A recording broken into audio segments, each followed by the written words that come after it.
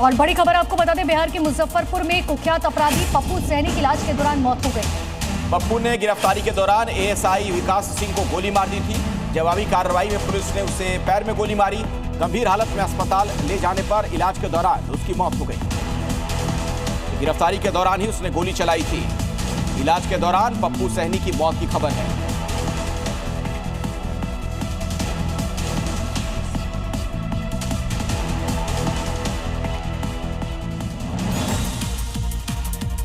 नमस्कार, मॉर्निंग जी देख रहे हैं आप। मैं हूं आरसी साई। नमस्कार, बहुत बहुत स्वागत है आपका जी न्यूज पर। मेरा नाम है हार्दिक दवे। उत्तर प्रदेश के प्रतापगढ़ से खबर आ रही है, जहां पर मुठभेड़ हुई है। 50,000 के इनामी बदमाश के पैर में गोली लगी है। गैंगस्टर अतुल गौर इसका नाम बताया जा रहा है। इसकी गिरफ्तारी हो चुकी है। चेकिंग के दौरान पुलिस पर इसने फायरिंग की थी।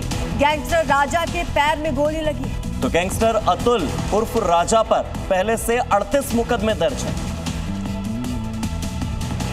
महाराष्ट्र के भिवंडी में अतिक्रमण पर संग्राम देखने को मिला। तीन बत्ती मार्केट में जब नगर निगम का पीला पंजा गरजा तो सड़क पर उतरी भीड़ का आक्रोश देखने को मिला।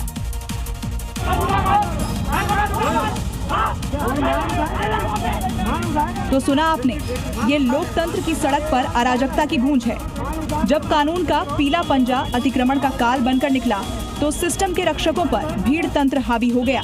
जैसे ही बुलडोजर की दहाड़ सुनाई दी, अतिक्रमणकारियों का सब्र जवाब दे गया। ठेले वालों ने सरेआम गुंडागर्दी का रास्ता अपनाया और सामान सड़कों पर पटक दिया। हालात इतने बेकाबू हो गए कि प्रशासन को वापस लौटना पड़ा। इस बीच सामाजिक कार्यकर्ता याकूब शेख ने दखल दिया। उन्होंने आक्रोशित व्यापारियों को समझाया और नसीहत दी कि सरकारी काम में अवरोध पैदा करना भारी पड़ सकता है। मध्य प्रदेश के डिंडोरी में जन सुनवाई में अपनी परेशानी बताने के लिए फरियादी बड़ी मुश्किल से वहां तक पहुंचे। जहां पहुंचते ही वो भावुक हो उठे। इसके बाद मौजूद अधिकारियों ने समाधान का भरोसा दिया। मध्य प्रदेश के डिंडोरी में आयोजित जन सुनवाई में जमीनी विवाद से जूझ रहे फरियादी बड़ी मुश्किल से पहुंचे।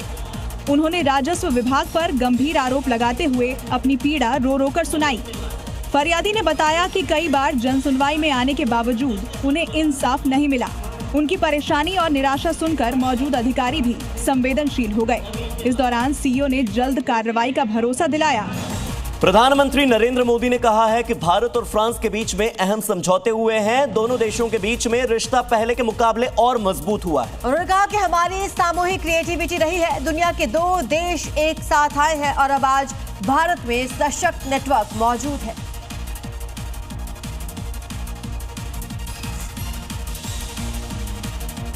भारत दौरे पर है फ्रांस के राष्ट्रपति इमैनुअल मैक्रों। उन्होंने मुंबई में पीएम मोदी से मुलाकात की। दोनों नेताओं के बीच हुई द्विपक्षीय बैठक में 20 से ज्यादा महासमझौते हुए।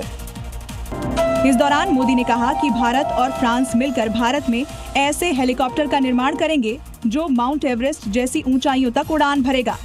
मोदी ने फ्रांस को भारत का स्पेशल पार्टनर बताया और कहा कि दोनों देशों ने अपने रिश्तों को special global strategic partnership level तक अपग्रेड करने का फैसला किया है। मतलब है कि दोनों देश सिर्फ व्यापार या हथियारों की खरीद फरोख्त तक सीमित नहीं रहेंगे, बल्कि सुरक्षा, तकनीक, अंतरिक्ष, समुद्री इलाकों की सुरक्षा और बड़े वैश्विक मुद्दों पर साथ मिलकर काम करेंगे। फ्रांस के राष्ट्रपति इमैनुअल मैक्रों ने मुंबई में इंडिया फ्रांस इनोवेशन फोरम को संबोधित किया। उन्होंने जय हो के साथ भारत फ्रांस स्ट्रेटेजिक पार्टनरशिप की मजबूती और महत्वाकांक्षा पर जोर दिया। उन्होंने भारत की तकनीकी बढ़त, वैश्विक नेतृत्व की तारीफ भी की। कहा, अब सवाल ये नहीं है कि भारत इनोवेशन करता है या नहीं करता, बल्कि ये है कि उसके साथ कौन जुड़ना चाहता है। इमैनुअल मैक्रों ने फ्रांस को भारत का प्रतिबद्ध साझेदार बताया है। तस्वीरों में दोनों नेता बेहद गर्मजोशी से हाथ मिलाते और फोटोशूट कराते नजर आए। दोनों भारत फ्रांस इनोवेशन ईयर 2026 के उद्घाटन समारोह में शामिल हुए। मोदी और मैक्रो उद्योगपतियों, स्टार्टअप फाउंडर्स, रिसर्च एक्सपर्ट्स और इनोवेशन से जुड़े लोगों से मिले। ये समारोह के दौरान लेजर शो का अद्भुत आयोजन किया गया। सब कुछ डिजिटली क्रिएट किया गया, जो बिल्कुल असली जैसा रोमांच था। दोनों नेताओं ने एक साथ बैठकर शो का लुत्फ उठाया। साथ ही वहां पहुंचे लोगों ने भी इसका खूब आनंद लिया।